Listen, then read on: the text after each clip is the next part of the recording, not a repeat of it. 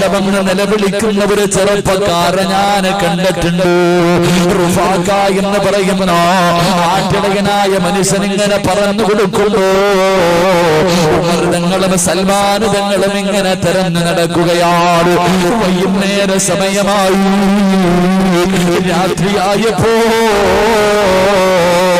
പർവ്വതത്തിന്റെ മുകളിൽ നിന്നൊരു ചെറുപ്പക്കാരൻ ഇറങ്ങി വരികയാണ്.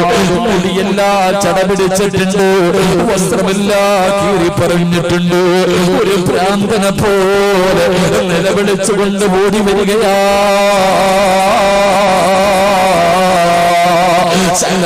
അബ്ദുറഹ്മാൻ എന്ന് പറയുന്ന ചെറുപ്പക്കാരനുണ്ടല്ലോ, പഴുത്ത് കിടക്കുന്ന മലരാരണ്യത്തിൽ വന്ന് കിടക്കുകയാണ്.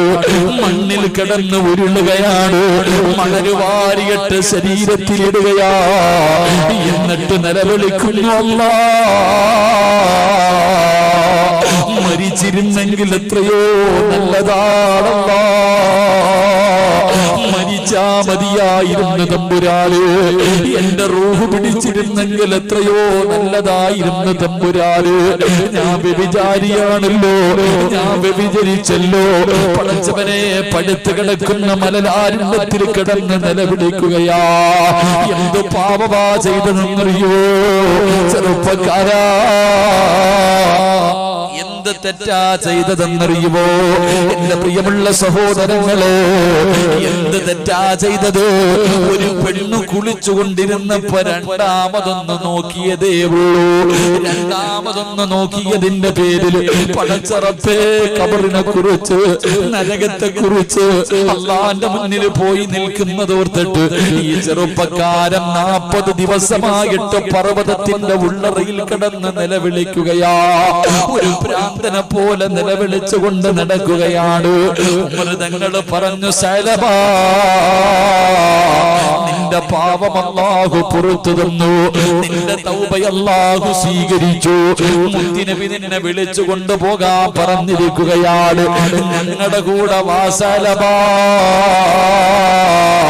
ഉമർ തങ്ങൾ അവിടെ നിന്ന് പറയുമ്പോ സഅലബത്ത് ബിൻ അബ്ദുറഹ്മാൻ എന്ന് പറയുന്ന ചെറുപ്പക്കാരനുണ്ടല്ലോ, ഉമർ തങ്ങളുടെ കൈ പിടിച്ചിട്ട് കരയുന്നു, ഉമറേ, മുത്തുനബിയുടെ മുന്നിൽ എന്നെ കൊണ്ടുപോകരുത്, മുത്തുനബിയുടെ മുന്നിലേക്ക് എന്നെ കൊണ്ടുപോകരുത്. ഒരന്യ പെണ്ണിന്റെ ശരീരം കണ്ട ഈ കണ്ണുകൊണ്ട് റസൂലുള്ളാഹിനെ കാണുന്നതെങ്ങനാ?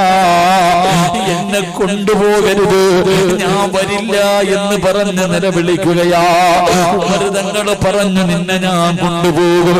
സഅലബത്ത് അബ്ദുറഹ്മാൻ പറഞ്ഞു, എന്നെ കൊണ്ടുപോകണമെങ്കിലോ എന്റെ കാലിൽ കയറ് കെട്ടിയിട്ട് തലകീഴായി എന്നെ വലിച്ചുകൊണ്ടേ പോകാൻ പറ്റൂ, എന്നെ അങ്ങനെ കൊണ്ടുപോയാ മതി. എന്റെ പ്രിയമുള്ളവരെ, ഉമർ തങ്ങൾ പറഞ്ഞു, കഴിയില്ല, നിന്നെ അല്ലാഹുവിന്റെ റസൂലിന്റെ മുന്നിൽ ഞങ്ങൾ കൊണ്ടുപോകും. സഅലബത്ത് ബിൻ അബ്ദുറഹ്മാൻ പറഞ്ഞു, എങ്കിലോ എന്നെ നമസ്കരിക്കുന്ന സമയത്തെ കൊണ്ടുപോകാവൂ, എന്നെ പള്ളിയിലേക്ക് കൊണ്ടുപോകാവൂ. അവസാനം അവിടെ നിന്ന് സമ്മതിച്ചു.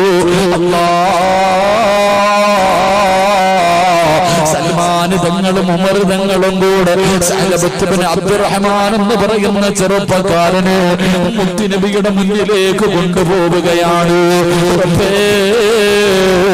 രാത്രി മുഴുവനും സഞ്ചരിച്ചു. മസ്ജിദുൻ നബവിയിലെ സുബഹിന്റെ സമയത്താണ് എത്തുന്നത്.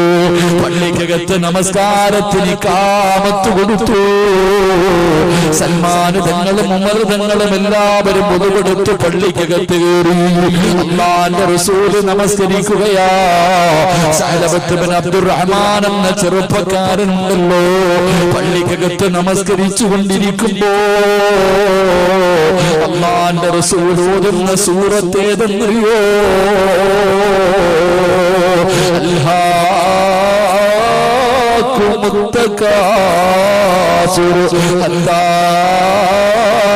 زرتم المقابر كلا سوف تعلمون ثم كلا سوف تعلمون.